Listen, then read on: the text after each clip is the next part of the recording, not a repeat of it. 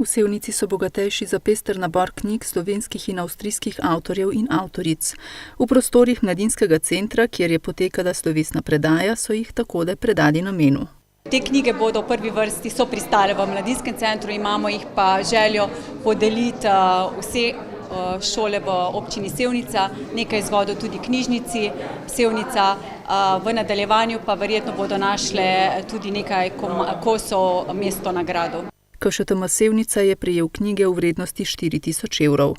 Akcija Podarimo knjige tako podpira širjenje slovenske knjige kot pomembne kulturne dobrine. In sicer zato, da širimo dobro slovensko knjigo tako med slovenskimi rojaki doma, se pravi v Sloveniji in tudi v zamejstvu v tujini.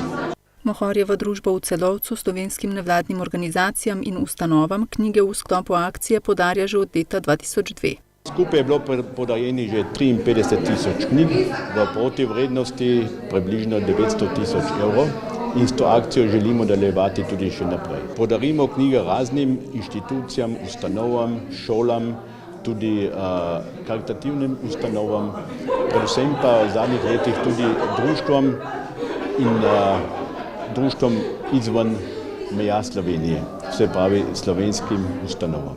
Dogodka se je udeležila tudi avstrijska veleposlanica.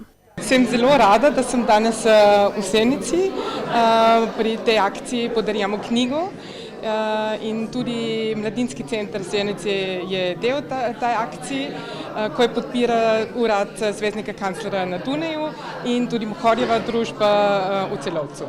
V sklopu obiska Sevnice je veleposlanica obiskala tudi tamkajšnji grad, kjer je potekalo delovno srečanje z županom Srečkom Ocvirkom in sodelavci. Seznanila se je s predstavitvijo občine, gospodarstva in turizma, pogovor pa je potekal tudi o raznih aktualnih družbeno-političnih temah, ki povezujejo sosednji državi.